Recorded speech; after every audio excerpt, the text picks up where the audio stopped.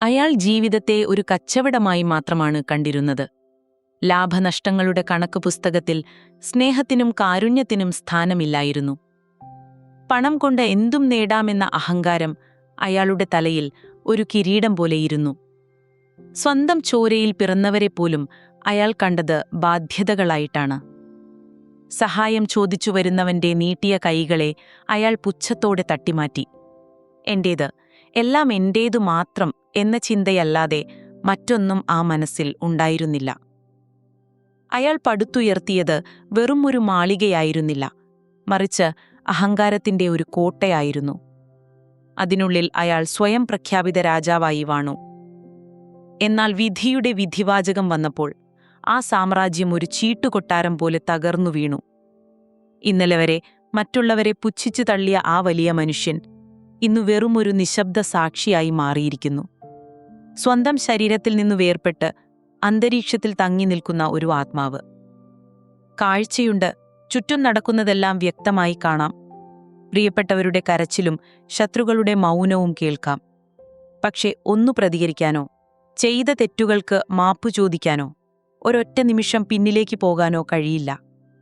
തിരുത്താൻ കഴിയാത്ത തെറ്റുകളുടെ ഭാണ്ഡവും പേറി സ്വന്തം മരണാനന്തര ചടങ്ങുകൾ കണ്ടു നിൽക്കേണ്ടി വരുന്ന ഒരു ആത്മാവിന്റെ നൊമ്പരപ്പെടുത്തുന്ന അനുഭവമാണിത്. വിശാലമായ ആ കിടപ്പുമുറിയിൽ മരണത്തിന്റെ തണുപ്പ് പടർന്നു തുടങ്ങിയിരുന്നു.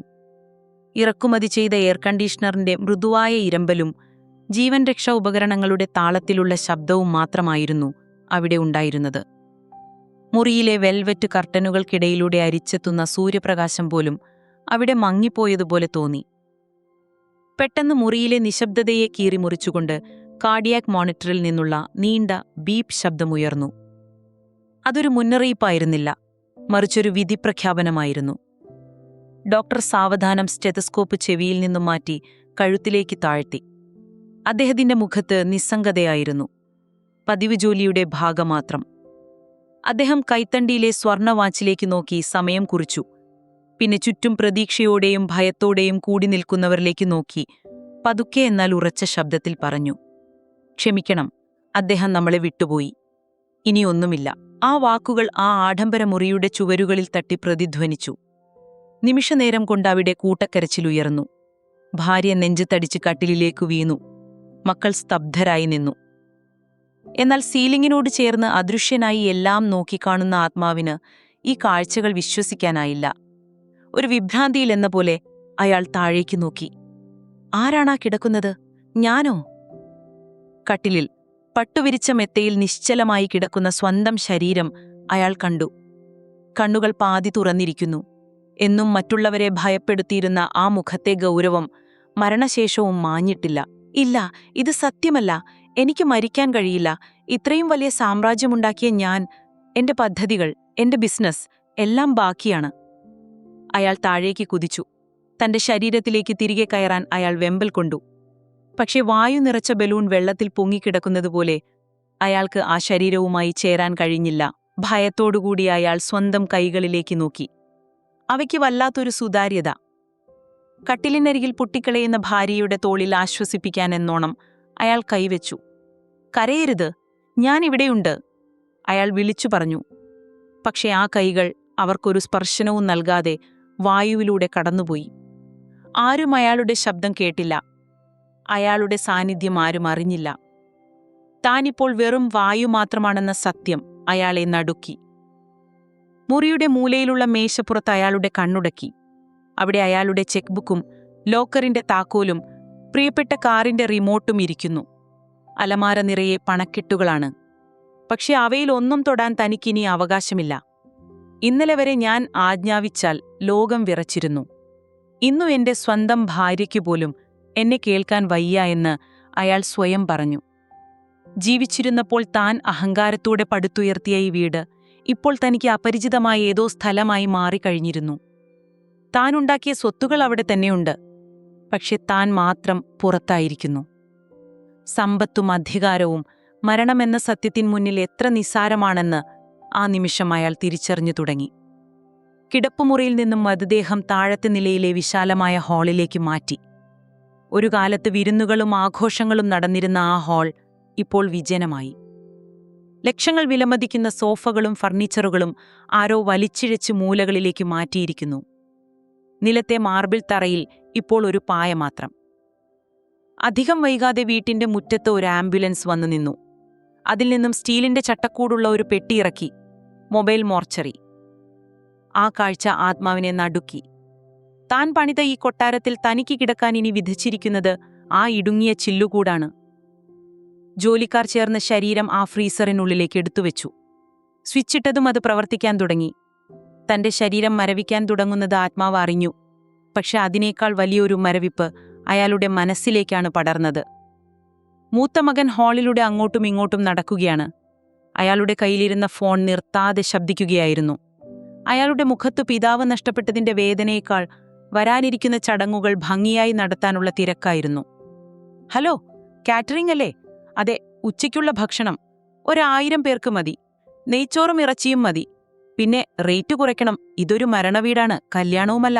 മകൻ വിലപേശുന്നത് കേട്ട് ആത്മാവ് സ്തംഭിച്ചുപോയി. മകനെ, നിന്റെ ബാപ്പയാണ് അവിടെ കിടക്കുന്നത്. എന്റെ മരണത്തിനു പോലും നീ ലാഭം നോക്കുകയാണോ എന്ന് ചോദിക്കാൻ തോന്നി.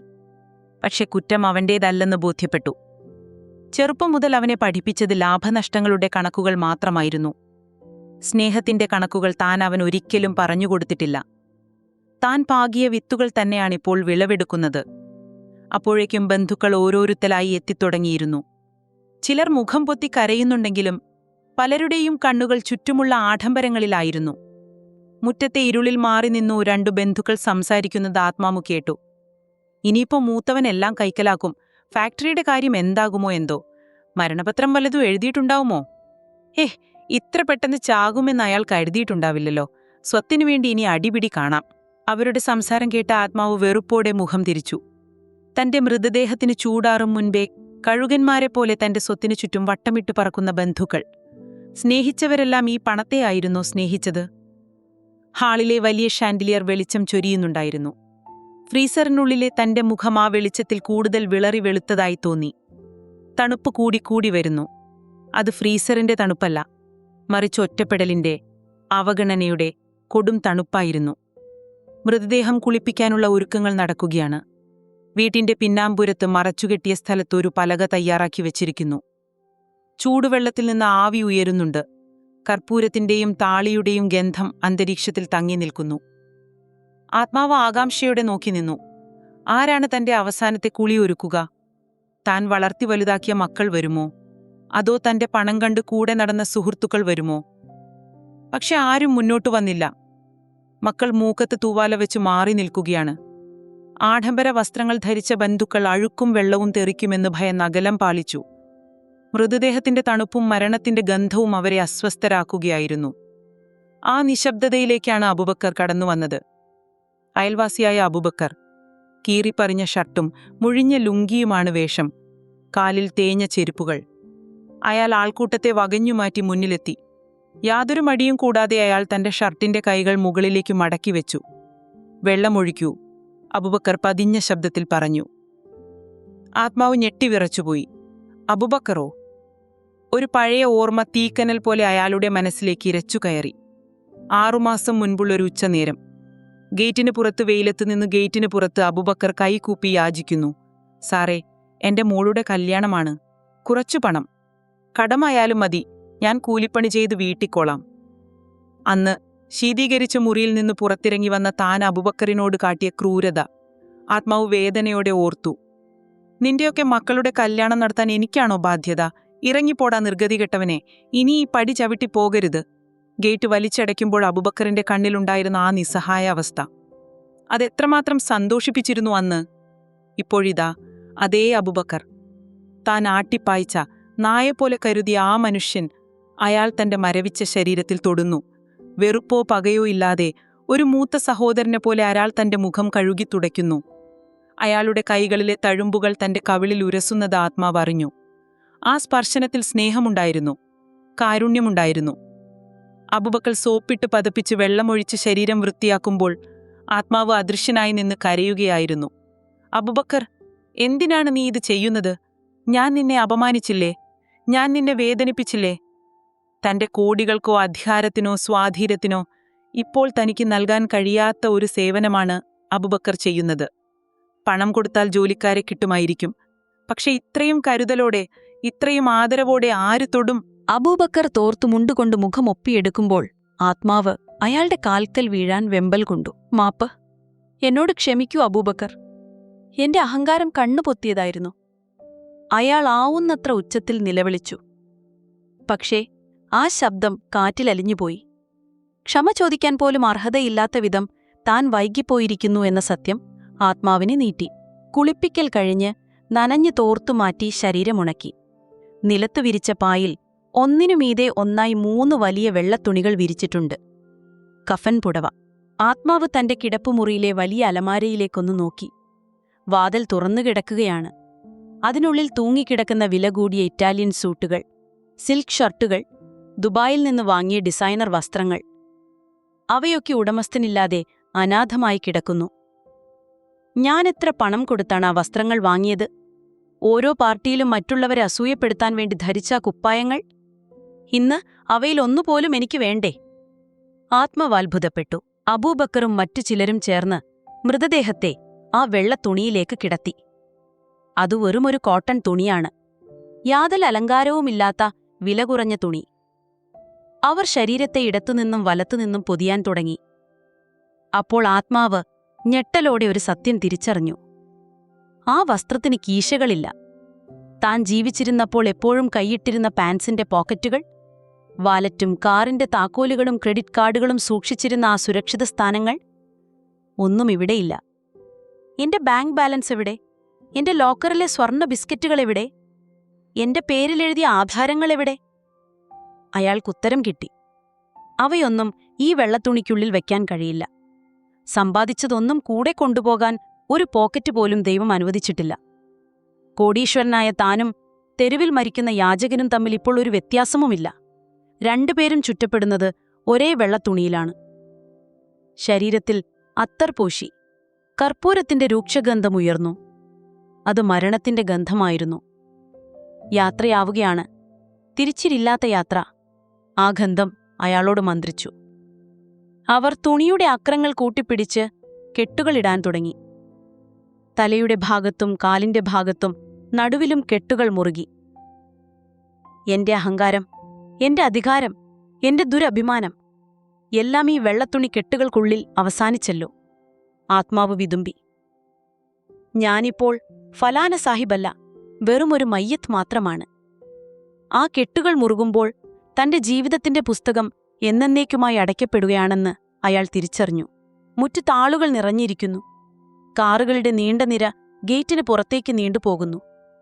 ഈ ആൾക്കൂട്ടത്തിനിടയിലൂടെ ആത്മാവ് വെപ്രാളത്തോടെ ആരെയോ തിരഞ്ഞുകൊണ്ടിരുന്നു. ഇസ്മായിൽ. ഇസ്മായിൽ. തന്റെ ബിസിനസ് പാർട്ട്ണർ മാത്രമല്ല, നിഴൽ പോലെ കൂടെ നടന്നവൻ. വിദേശയാത്രകളിലും രാത്രി പാർട്ടികളിലും ബിസിനസ് ചർച്ചകളിലും എപ്പോഴും ഇസ്മായിൽ കൂടെയുണ്ടായിരുന്നു. നമ്മൾ ഒരു ആത്മാവും 2 ശരീരവുമാണെന്ന് ഇസ്മായിൽ പലപ്പോഴും പറയാറുണ്ടായിരുന്നു. അവനെവിടെ? എന്നെ കാണാതെ അവൻ തകർന്നു പോയിട്ടുണ്ടാകും. അവനായിരിക്കും ഇപ്പോൾ എന്റെ കുടുംബത്തെ ആശ്വസിപ്പിക്കുന്നത് എന്ന് ആത്മാവ് വിശ്വസിച്ചു. അകത്തെ മുറികളിലെല്ലാം ആത്മാവ് കയറിയിറങ്ങി. അവിടെയൊന്നും ഇസ്മായിലിനെ കണ്ടില്ല.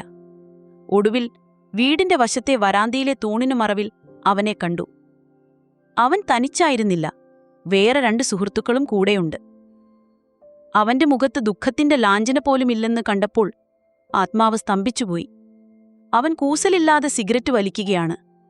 ഇത്രയും വലിയൊരു മരണവീട്ടിൽ പാലിക്കേണ്ട സാമാന്യ മര്യാദ പോലും അവൻ കാണിക്കുന്നില്ല. പെട്ടെന്ന് ഇസ്മായിലിന്റെ ഫോൺ ബെല്ലടിച്ചു. അവൻ ചിരിച്ചുകൊണ്ട് ഫോൺ എടുത്തു. ഹലോ. ആ അതെ, കാര്യം കഴിഞ്ഞു. തടിയൻ വീണു.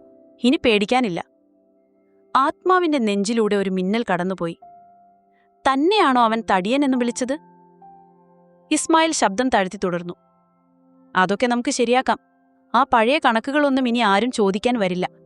മകന് ഇതിനെക്കുറിച്ചൊന്നും വലിയ ധാരണയില്ല. കമ്പനിയുടെ കടിഞ്ഞാൺ ഇനി നമ്മുടെ കയ്യിലാണ്. നീ ആ ഡീൽ ഉറപ്പിച്ചോ? ആത്മാവ് വിറച്ചുപോയി. ആ വാക്കുകൾ ഓരോന്നും വിഷം പുരട്ടിയ അമ്പുകൾ പോലെയായിരുന്നു. ഇസ്മായിൽ, നിനക്കു വേണ്ടിയല്ലേ ഞാൻ പലപ്പോഴും എന്റെ ഭാര്യയെയും മക്കളെയും മാറ്റി നിർത്തിയത്? നിന്റെ കടങ്ങൾ തീർക്കാൻ ഞാൻ എത്ര കോടികൾ തന്നു? എന്റെ രഹസ്യങ്ങൾ മുഴുവൻ ഞാൻ നിന്നോടല്ലേ പറഞ്ഞത്? തന്റെ മരണത്തിന് തൊട്ടു മുൻപ് വരെ താൻ വിശ്വസിച്ച ഏറ്റവും വലിയ സൗഹൃദം വെറുമൊരു കച്ചവടമായിരുന്നു എന്ന് അയാൾ തിരിച്ചറിഞ്ഞു. തന്റെ പണത്തിന്റെ തിളക്കത്തിൽ പറന്നെത്തിയ വെറും ഈച്ചകൾ മാത്രമായിരുന്നു ഇവർ. ഇസ്മായിൽ സിഗരറ്റ് കുറ്റി നിലത്തിട്ട് ചവിട്ടിയരച്ചു. ശരി, ഞാനൊന്ന് മുഖം കാണിച്ചിട്ട് വരാം. ഇല്ലെങ്കിൽ നാട്ടുകാരെന്തു വിചാരിക്കും? അവൻ സുഹൃത്തുക്കളോട് പറഞ്ഞു. മുഖത്ത് കൃത്രിമമായൊരു വിഷാദം വരുത്തി കണ്ണിൽ ഗ്ലിസറിൻ ഇട്ടതുപോലെ അവൻ അകത്തേക്ക് നടന്നു. എന്റെ പൊന്നളിയാ, എന്നെ തനിച്ചാക്കി പോയല്ലോ എന്നു പറഞ്ഞ് അവൻ മൃതദേഹത്തിനരികിൽ പോയി നിലവിളിക്കുമ്പോൾ ആത്മാവ് അറപ്പോടെ മുഖം തിരിച്ചു. വേണ്ട, നീ എന്റെ അരികിൽ നിൽക്കരുത്. നിന്റെ ഈ അഭിനയം കാണാൻ എനിക്ക് വയ്യ, ആത്മാവ് ഉച്ചത്തിൽ പറഞ്ഞു. പക്ഷെ ആ വിലാപം ആരും കേട്ടില്ല. ജീവിച്ചിരുന്നപ്പോൾ കൂടെ നിന്നവർ യഥാർത്ഥത്തിൽ ആരായിരുന്നു എന്ന് മനസ്സിലാക്കാൻ മരണം വരെ കാത്തിരിക്കേണ്ടി വന്നല്ലോ എന്ന ഓർമ്മ അയാളെ നീട്ടിക്കൊണ്ടിരുന്നു. ലാ ഇലാഹ ഇല്ലല്ലാഹ്, ലാ ഇലാഹ ഇല്ലല്ലാഹ്. ഉച്ചത്തിലുള്ള പ്രാർത്ഥനാ മന്ത്രങ്ങളോടെ ജനാസ മൃതദേഹം പള്ളിയിലേക്ക് എടുക്കുകയാണ്. മുറ്റത്ത് തിങ്ങി നിറഞ്ഞ ജനക്കൂട്ടം ഇരുവശങ്ങളിലേക്കും മാറി നിൽക്കുന്നു. തടികൊണ്ടുണ്ടാക്കിയ പല്ലക്കിൽ വച്ചിരിക്കുന്ന ശരീരം 4 പേർ ചേർന്ന് തോളിലേക്കേറ്റി. വെയിൽ കനക്കുന്നുണ്ടായിരുന്നു. ശരീരം വഹിക്കുന്നവരുടെ നെറ്റിയിൽ വിയർപ്പ് പൊടിഞ്ഞു. ആത്മാവ് തന്റെ ശരീരത്തിന് മുകളിലൂടെ പറന്നുകൊണ്ട് ആ യാത്ര കാണുകയാണ്. ഇതെന്റെ അവസാനത്തെ യാത്രയാണ്. എന്റെ കാറിലല്ല, ആംബുലൻസിലല്ല, ആളുകളുടെ ചുമലിലേറിയുള്ള യാത്ര, അയാൾ ഓർത്തു. പെട്ടെന്ന് മുൻനിരയിൽ ശരീരം വഹിച്ചിരുന്ന ഒരാൾ ക്ഷീണം കൊണ്ട് വേച്ചുപോയി. ഭാരം താങ്ങാനാവാതെ അയാൾ പിടിവിടുമെന്ന അവസ്ഥയായി. മാറൂ, ഞാൻ പിടിക്കാം. ആൾക്കൂട്ടത്തിനിടയിൽ നിന്ന് ഒരു ഉറച്ച ശബ്ദം കേട്ടു. ഒരാൾ ഓടിക്കയറി വന്ന് ആ ചുമലേറ്റെടുത്തു. ആത്മാവ് ആ മുഖത്തേക്ക് നോക്കി ഞെട്ടിത്തരിച്ചു. അസൈനാർ, സ്വന്തം രക്തബന്ധു, വർഷങ്ങളായി താനുമായി മിണ്ടാത്ത, കോടതി കയറിയ, താൻ ഏറ്റവും കൂടുതൽ വെറുത്തിരുന്ന അസൈനാർ. ഒരു കൊടുങ്കാറ്റുപോലെ പഴയ ഓർമ്മകൾ ആത്മാവിനെ പിടിച്ചുലച്ചു. അതിർത്തി തർക്കത്തിന്റെ പേരിൽ അസൈനാറുടെ വീടിന്റെ മതിൽ JCB വെച്ച് പൊളിച്ചുമാറ്റിയത് അന്ന് അസൈനാർ മക്കളെയും ചേർത്ത് പിടിച്ച് കരഞ്ഞുകൊണ്ട് ചോദിച്ചില്ലേ, എന്തിനൈക്ക ഞങ്ങളോടി ക്രൂരത, ഞങ്ങൾക്ക് വേറെ ആരുമില്ലല്ലോ. അന്ന് താൻ പറഞ്ഞത്, എന്റെ സ്ഥലത്തിന് നേരെ നോക്കിയാൽ നിന്നെ ഞാൻ ജീവിക്കാൻ സമ്മതിക്കില്ല എന്നായിരുന്നു. പിന്നീട് കള്ളക്കേസ് കൊടുത്ത് അയാളെ ജയിലിലാക്കാൻ ശ്രമിച്ചു. കുടുംബത്തിൽ നിന്ന് അയാളെ ഒറ്റപ്പെടുത്തി. ഇപ്പോൾ ആ പകയൊന്നും മനസ്സിൽ വയ്ക്കാതെ തന്റെ ഭാരമേറിയ ശരീരം അസൈനാർ ചുമക്കുന്നു. അയാളുടെ ഷർട്ട് വിയർപ്പിൽ കുതിർന്നിരിക്കുന്നു. മുഖത്ത് സങ്കടം മാത്രമാണുള്ളത്. താൻ കൊടുത്ത വേദനകൾക്ക് പകരം വീട്ടാൻ കിട്ടിയ അവസരമായിട്ട് പോലും അയാൾ അത് സ്നേഹം കൊണ്ടാണ് നേരിട്ടത്. താൻ ഇത്രയും കാലം വെറുപ്പോടെ കണ്ട ആ മനുഷ്യന്റെ ചുമനിലാണ് ഇപ്പോൾ തന്റെ അന്ത്യയാത്ര. ആത്മാവ് അലമുറിയിട്ടു. അസൈനാറെ, എന്നെ താഴെയിടൂ. നിന്റെ ഈ ചുമലിലിരിക്കാനുള്ള യോഗ്യത എനിക്കില്ല. ഞാൻ നിന്റെ ചവിട്ടി മെതിച്ചവനല്ലേ? ഞാൻ നിന്റെ അന്നം മുടക്കിയവനല്ലേ? അസൈനാർ ഭാരം കാരണം ഒന്ന് കിതച്ചുവെങ്കിലും പിടിവിട്ടില്ല. അല്ലാഹു നിനക്ക് പൊറത്തു തരട്ടെ എന്ന് അസൈനാർ മന്ത്രിക്കുന്നത് ആത്മാവ് കേട്ടു. ആ പ്രാർത്ഥന ആത്മാവിന്റെ ഹൃദയത്തെ പിളർന്നു. ഞാൻ തോറ്റുപോയി അസൈനാറെ. നിന്റെ ഈ വലിയ മനസ്സിനു മുന്നിൽ എന്റെ കോടികളുടെ സാമ്രാജ്യം ഒന്നുമല്ലാതായിപ്പോയി. ഭാരം എന്റെ ശരീരത്തിനല്ല, മറിച്ച് ഞാൻ ചെയ്ത പാപങ്ങൾക്കാണ്. അത് ചുമക്കാൻ നീ എന്തിനു കഷ്ടപ്പെടുന്നു? പള്ളിയിലേക്കുള്ള വഴി നീളെ ആത്മാവ് കരയുകയായിരുന്നു. സ്വന്തം ചോരയെ തിരിച്ചറിയാതെ പോയ, അഹംഭാവം കൊണ്ട് അന്ധനായിപ്പോയ ഒരു മനുഷ്യന്റെ കുറ്റബോധത്തിന്റെ കരച്ചിൽ. പള്ളിമുറ്റത്ത് ജനാസ വെച്ചു. ഉച്ചവെയിൽ കത്തി നിൽക്കുകയാണ്. എങ്കിലും ജനങ്ങൾ തിങ്ങി നിറഞ്ഞിരിക്കുന്നു. നാട്ടുകാർ, ബന്ധുക്കൾ, സുഹൃത്തുക്കൾ, കൂടാതെ താൻ മുഖം പോലും നോക്കാത്ത അപരിചിതരും. എല്ലാവരും നിശബ്ദരാണ്.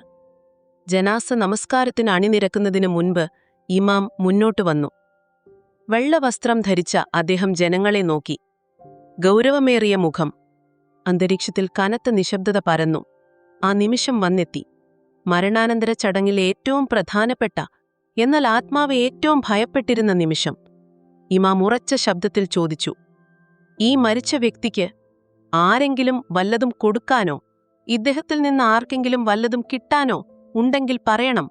സാമ്പത്തികമോ അല്ലാത്തതോ ആയ എന്തെങ്കിലും ബാധ്യതകൾ? ഈ ചോദ്യം പള്ളിപ്പറമ്പിൽ മുഴങ്ങി. അദൃശ്യനായി മുകളിൽ നിൽക്കുന്ന ആത്മാവ് വിറച്ചുപോയി.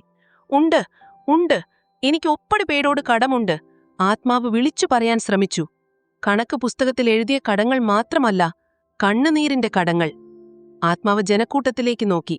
അവിടെ അയാൾ പല മുഖങ്ങളെയും കണ്ടു. താൻ പിരിച്ചുവിട്ട ഡ്രൈവർ രഘു. ഒരു ചെറിയ തെറ്റിന്റെ പേരിൽ അയാളെ നടു റോഡിൽ ഇറക്കി വിടുമ്പോൾ അയാൾ കരഞ്ഞിരുന്നു. സാറി, എന്റെ കുട്ടിക്ക് മരുന്ന് വാങ്ങാനുള്ള കാശാണ്. രഘു അവിടെ നിൽപ്പുണ്ട്, തല കുനിച്ചു നിൽക്കുന്നു. തന്റെ ഫാക്ടറിയിൽ നിന്നും പുറത്താക്കിയ വിധവയായ ഫാത്തിമ. അവരുടെ ആനുകൂല്യങ്ങൾ മുഴുവൻ താൻ തടഞ്ഞുവെച്ചു. നിയമം നിയമത്തിന്റെ വഴിയേ പോകും എന്ന് പറഞ്ഞ് താൻ അവരെ ആട്ടിയോടിച്ചു. അവരും അവിടെയുണ്ട്. പറയൂ, ആരെങ്കിലും എന്തെങ്കിലും പറയൂ. ആത്മാവ് കേഴുകയായിരുന്നു. നിങ്ങൾ എന്നോട് ദേഷ്യപ്പെടൂ, എന്റെ മക്കളോട് പണം ചോദിക്കൂ. ദയവ് ചെയ്ത മൗനം പാലിക്കരുത്. ഈ മൗനം എന്നെ കൊല്ലുന്നു. പക്ഷേ ആരും മുന്നോട്ട് വന്നില്ല. ആരും കൈ ഉയർത്തിയില്ല. രഘുവും ഫാത്തിമയും താൻ പറ്റിച്ച കച്ചവടക്കാരും എല്ലാവരും മൗനം പാലിച്ചു. അവരുടെ കണ്ണുകളിൽ പകയില്ല, വെറുപ്പില്ല. മറിച്ച് ഒരുതരം നിസ്സംഗത മാത്രം. പോയവൻ പോയി, ഇനി എന്തു ചോദിക്കാനാണ് എന്ന ഭാവം. ഇമാം വീണ്ടും ചോദിച്ചു, ആർക്കെങ്കിലും എന്തെങ്കിലും പറയാനുണ്ടോ? ജനക്കൂട്ടത്തിൽ നിന്ന് ഒരു മുരൾച്ച ഉയർന്നു. ഇല്ല, ഞങ്ങളെല്ലാം പൊറുത്തു.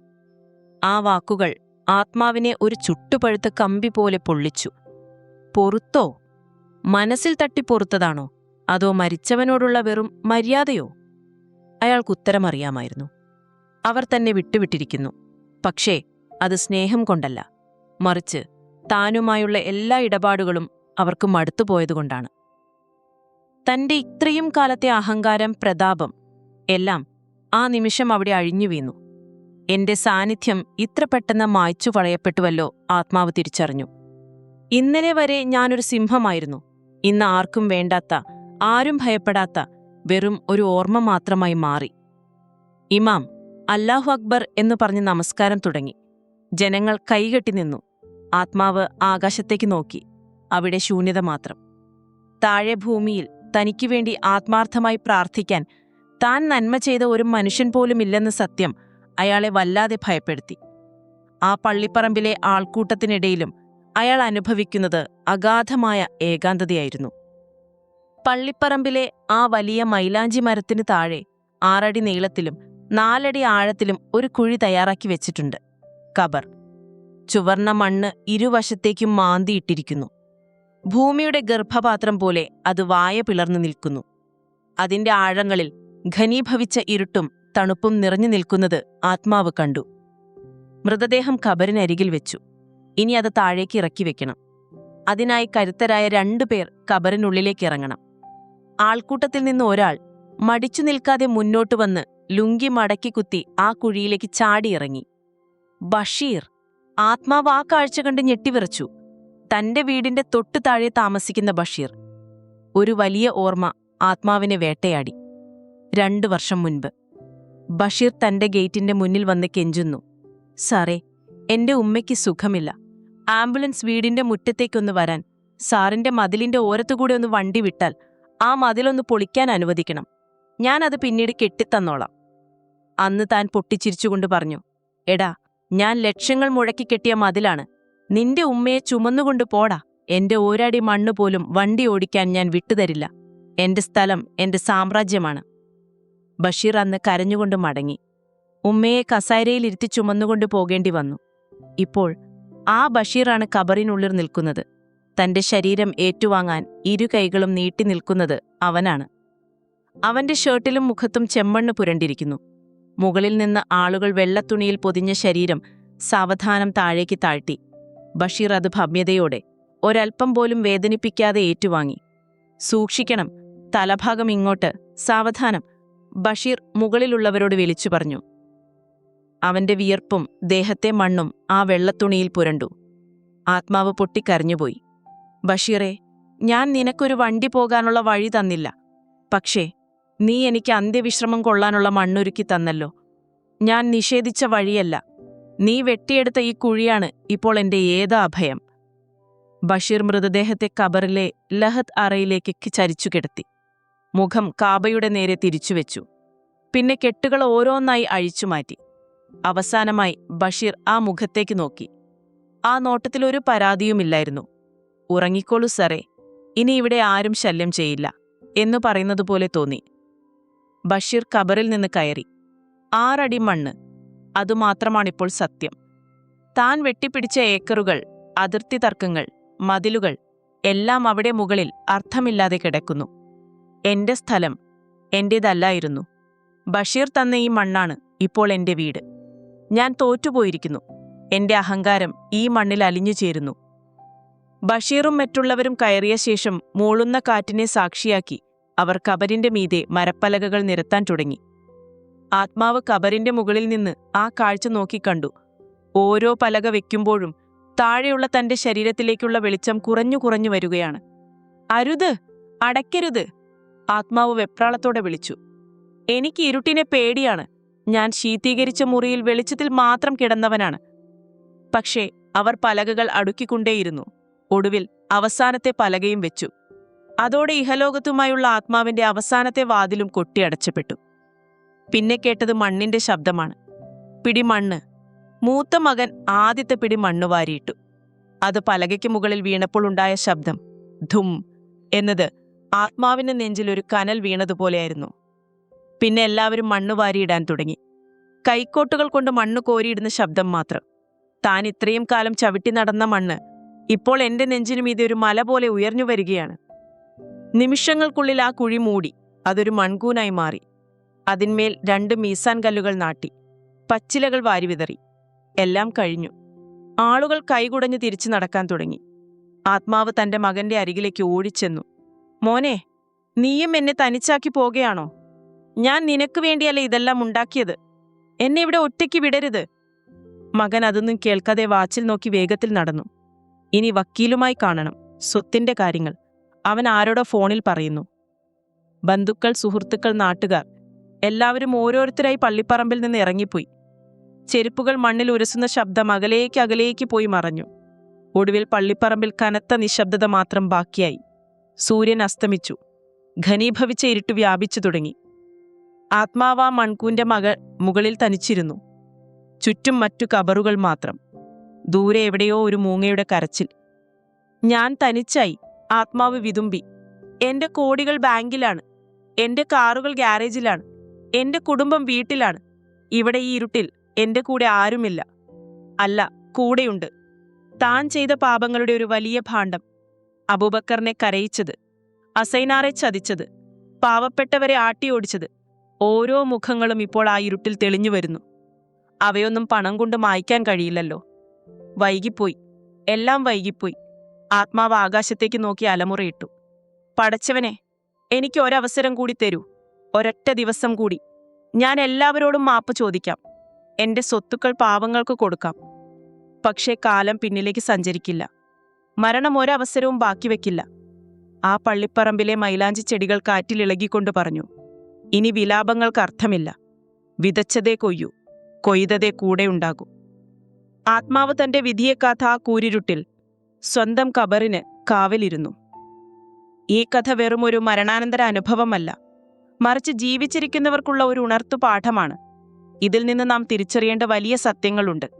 മരണം ആരെയും കാത്തു നിൽക്കില്ല. കോടീശ്വരനായാലും ഭിക്ഷക്കാരനായാലും അന്ത്യയാത്രയിൽ കൂടെയുള്ളത് കീശകളില്ലാത്ത ഒരു വെള്ളത്തുണി മാത്രമാണ്. ബാങ്ക് ബാലൻസും സ്വർണവും അധികാരവും ഒന്നും മരണത്തിന്റെ കവാടം കടക്കില്ല.